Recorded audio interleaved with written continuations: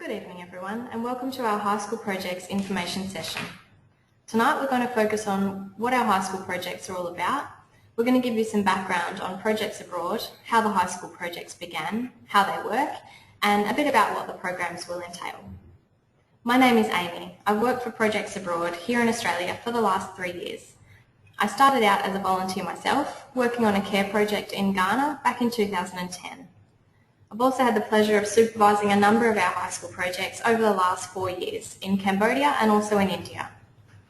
Also with me tonight is Lucy, who works here in the Australian office and actually supervised our high school project in Sri Lanka just last year. Together, we aim to give you lots of useful information. Remember, this is an interactive session, so you can type in your questions as they come to you and we'll be here to answer them. So let's get started.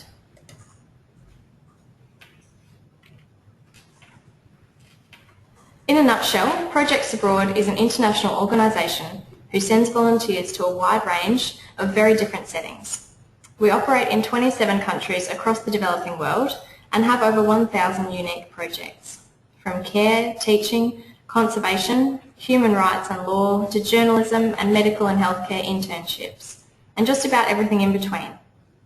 Our main aim as an organisation is to offer safe, sustainable, constructive and worthwhile placements which allow our volunteers to make a positive impact and also form a genuine connection to the community or environment in which they work. Projects Abroad was founded in 1992 by Peter Slow, who was a professor of geography in the UK and organised some trips for students to teach English in Romania. And this is how Projects Abroad began. Over 20 years on, Projects Abroad is still run by Peter Slow, and we now send around 9,000 volunteers away each year, around 800 of which are Aussies, which we're pretty proud of considering our population. We also employ around 600 global staff, majority of whom are in the developing countries that we work in, which is something that we're very proud of. Not only are we creating long-term meaningful employment in these countries, it means that we actually have a genuine connection to the places that we work in. And that also plays a really big part in ensuring our projects are managed in a sustainable way within the communities, and of course that our volunteers are supported throughout their projects. I'm going to give you a bit of background into how and why we run our high school projects the way that we do. So there is a massive demand from younger volunteers. Volunteering is becoming a more popular concept to travel and experience the world with purpose and to make a positive contribution. However, when you are younger, you do need a bit more support to do this. We started doing high school projects around 9 years ago to support students who want to volunteer overseas, and we made it accessible to them at a younger age. Many times, this can be the student's first time overseas or first time volunteering. So having more support and a tailored group trip with other students is really great for you, but also for your parents, as they know that you'll be safe and supported the entire time. So focus group work. 2 weeks may sound like a short amount of time, but there's a lot to be achieved in a couple of weeks. All of the high school projects have set objectives. Whether you're busy doing various medical rotations in a Nepali hospital or building a playground for children in Cambodia, you'll definitely be busy. As well as a practical side to all of the projects, they also have a big focus on cultural immersion. We want you to get to know the country that you're in, to learn, understand and appreciate the history, culture, the customs and even some of the language. All of the projects are constructive and have set goals. Our local in-country staff work with these placements continuously throughout the year, so they know best what work needs to be carried out. They will plan and coordinate the project and your itinerary some months in advance, and we will tweak it along the way. This means that before you even apply, your project's goals are already being set. Once in country, you'll work to a set schedule to ensure your project can be completed on time. Increased staff support. As we mentioned briefly, in each country we have a local office and full-time staff. Their main priority is to ensure each of our volunteers are safe, supported and happy throughout their placements. The volunteers on the individual projects therefore get a nice balance of independence when they want it, but support when they need it. On the high school projects, we increase the staff support, so each group has a dedicated Projects Abroad supervisor who will be with the group at all times. I'll go into a little bit more detail about the role of the supervisor just a little bit later. So, our projects running this summer will all commence on the 6th of December and finish on the 19th of December. Then a couple more will commence on the 3rd of January to the 16th of January. There are also a number of projects running over our winter, over June, July and August, which Lucy is going to tell you a little bit more about later. You'll receive your itinerary in the lead up to your project, usually around 1 month before departure. As I said, these are being worked on and the details smoothed out in the months leading up to your project. You can choose to join individually or you can choose to join with friends. Some of you may be planning to do a project with friends, but most students on our high school projects will join individually, which is fantastic because you're definitely going to make a lot of new friends on the project. Generally, the groups will have between 8 and 20 volunteers, sometimes more, sometimes less.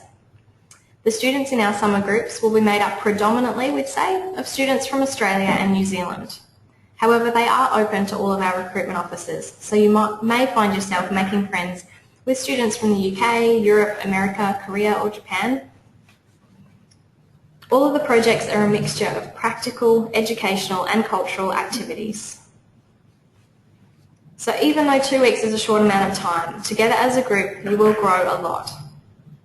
Travelling to a developing country really opens your eyes to a completely different way of life, but volunteering overseas allows you to immerse yourself in that life and not just pass it by, giving you a totally different perspective. Gaining a different perspective and getting completely out of your comfort zone really does allow you to grow and become more independent. You have to learn new skills quickly and to adapt in a foreign country and culture, which can be hard at first but is so rewarding. Seeing the work that you achieve in 2 weeks, I'm sure is something that you'll be extremely proud of. Whether it's because you're leaving something lasting behind, like a new playground, or you had your first conversation with a local in their language, or you helped a child learn their ABCs. There is so much to gain from giving. As I said again, each group will have a dedicated Projects Abroad supervisor who will be with the group the entire time. Which leads me to tell you a little bit more about the role and the purpose of our supervisors.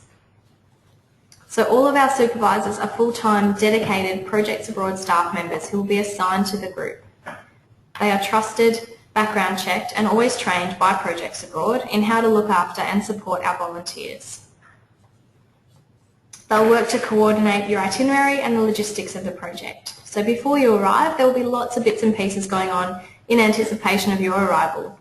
This includes going over the itinerary and making sure any materials and equipment are ready to go, making sure things like transport, accommodation and all the logistical details are sorted. The group supervisors also make sure that all activities, accommodation and transport have been thoroughly risk assessed and checked. They will also make sure that all airport pickups are arranged so that no matter what time you're flying in, there will be a staff member there to meet you at the airport. Of course, all the logistical details are really important, but one of the biggest parts of being a supervisor is being there to just support the group throughout the entire trip. There are lots of layers to this support. They'll make sure that you feel productive at your placement and you can chat to them if you have any ideas or any feedback throughout. They'll make sure that you're all generally happy and comfortable in your accommodation, and they'll be there to guide you and support you each day, so that if you are having a hard day or if you're not feeling well, or if you just need someone to chat to about something weird that you saw that day, which may well happen, they'll be there for you. The most important thing is to keep the communication lines open at all times, and if there is any kind of problem, to make sure you tell your supervisor straight away so that they can help you resolve it. After supervising multiple high school projects myself, I really do understand how important it is to make sure all of our volunteers and their parents are happy and comfortable with all of the arrangements. And this is why we provide these layers of support. Now this brings me to the projects themselves. We're going to tell you a bit about the projects that are running this December and then January of 2016. We won't have time tonight to go into heaps of detail or to mention all of the projects running over this winter, or we could be here all night. So apologies if we don't cover the particular project that you're interested in, but please do feel free to type in any questions that you have about the projects and we'll be happy to send you some more information. So I'll start with Cambodia Care and Community. This particular project is pretty close to my heart as I've been lucky enough to supervise there a few times now. On this project you will be based in Phnom Penh, the capital city, and your project will be based at one of the local daycare centres. The daycare centres that we work in are based in disadvantaged areas, and the aim is to provide free care and education to children while their parents work during the day. Your role as a care volunteer is to provide support to the local staff who are often overworked. You might find yourself helping to prepare meals for the children or cleaning up the centre, but you'll also be organising games and educational activities for the children. You can be as creative as you like with this, and we certainly encourage that. If you have any special skills or talents, we'd love for you to bring them along and share them with the local children. A big part of your role as a care volunteer is to provide the children with lots of attention and affection that the local staff may not always have time for. The care and community projects also all involve some type of renovation work, depending on what the centre needs the most. This could be painting the centre and designing murals. It could be building a playground or making sustainable garden beds. Either way, it'll be hard work, but so rewarding to see the finished project. In Cambodia, you'll be living in shared accommodation with the group, and all of your meals will be provided there. It'll be a nice mixture of local food and then things that you're more used to at home. All of our high school projects include a weekend trip and some cultural activities, which are a great chance to experience local culture and see some sights. For example, in Cambodia, you'll travel up to Siem Reap and visit the amazing temples of Angkor Wat. You might also have some local language lessons or cooking lessons. You might visit local art shows, and of course you'll have a chance to shop in the local markets and practice your haggling. We do have 3 other care and community projects running at the end of the year and in January. The next one I'm going to talk about is Nepal. This project is based in and around Kathmandu, Nepal's bustling capital city. The structure is very similar to what I have just described in Cambodia. You will be involved in care work in daycare centres or local children's homes, and your role again will be to support the local staff and children in a variety of ways, and you'll also complete a renovation project of some kind. Again, on this project, all volunteers will live together in a hotel and all meals will be provided there. So next is Fiji. This is a bit more of a unique project. The structure and work is very similar again to our other care and community projects. However, the setting is quite different and a chance for an amazing cultural exchange. This project will be based in a village just outside of Nandi, and volunteers will live with local host families, a brilliant way to get to know the local culture. Activities will not only include care work and some basic teaching, but could also involve helping the local community out with things like arts and crafts, maybe basket weaving or some fishing or farming. On all of our care and community projects, I recommend bringing a large amount of energy and a lot of enthusiasm, as there's always lots to do, even if at times that is just being used as a climbing frame by some of the local children. I'm now going to pass you over to Lucy, who is going to take you through the rest of the projects, including the winter projects, and then is going to get into some of the more logistical bits and pieces. Thanks, Lucy.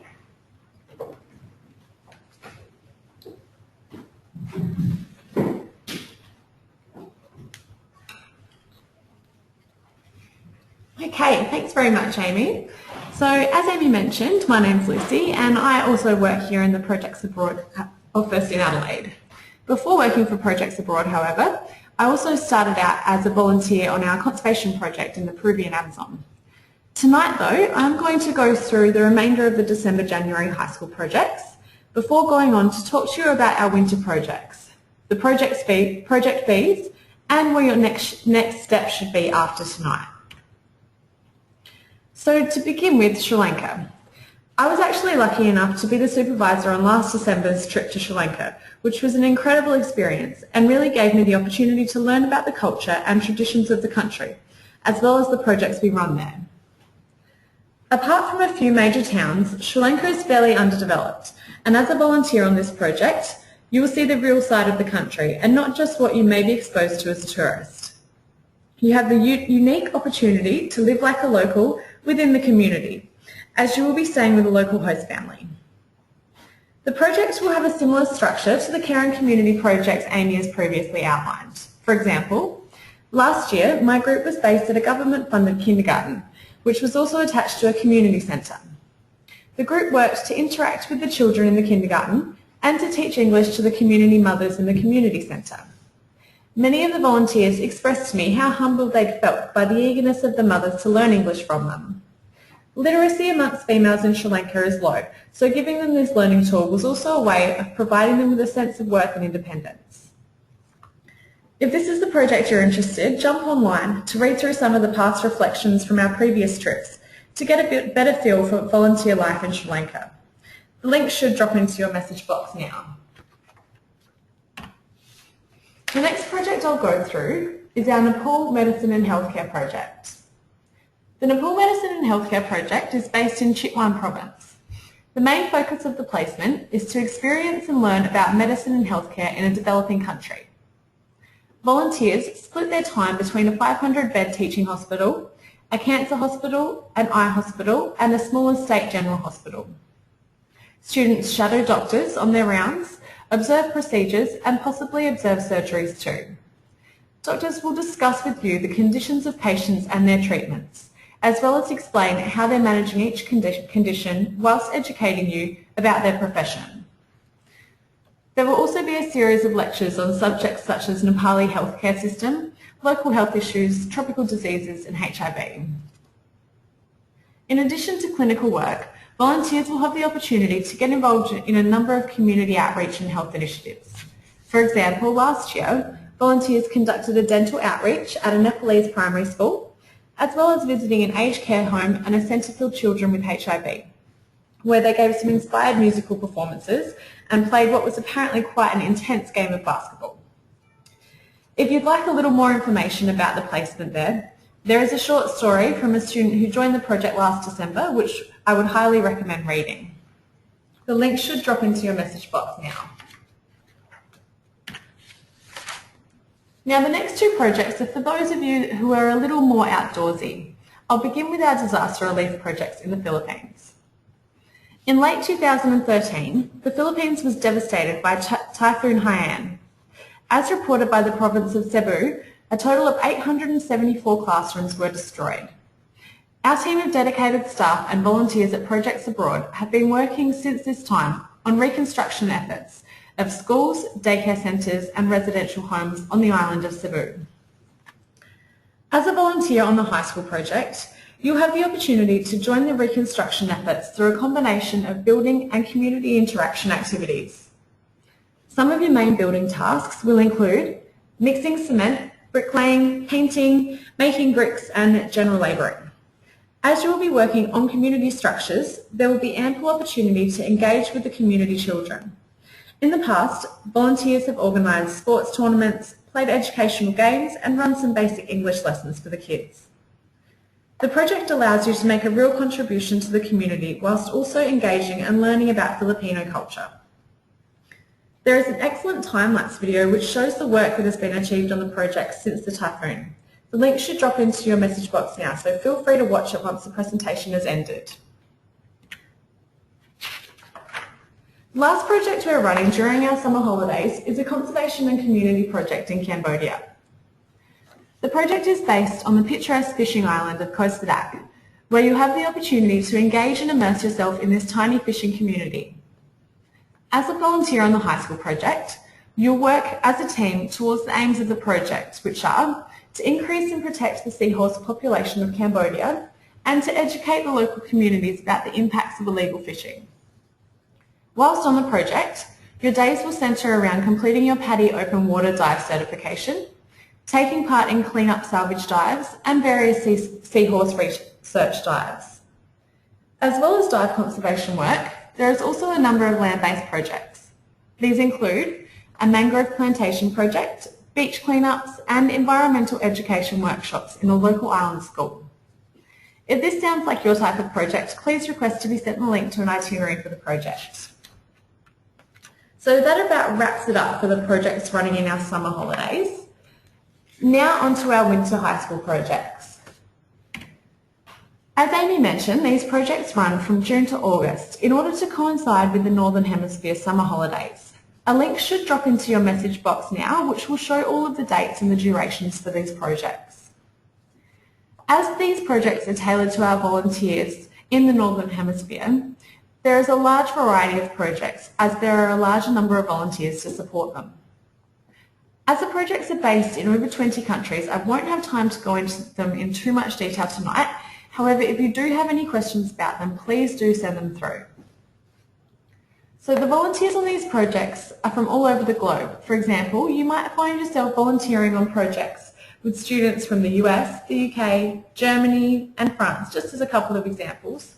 And perhaps there may only be one or two from Australia or New Zealand. So you'll make friends from all over the world. Due to the differences in international schooling systems, these projects are targeted to students from around 16 to 19 years old. So there may be volunteers who are a little older than you on the project.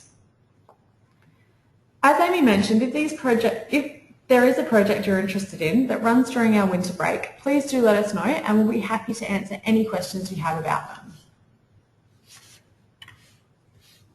Now I'll go through the project fees for our summer projects. Cost is an important consideration for anyone looking to volunteer. So please remember to send through lots and lots of questions if you need any further information or if you're not sure about anything I mentioned.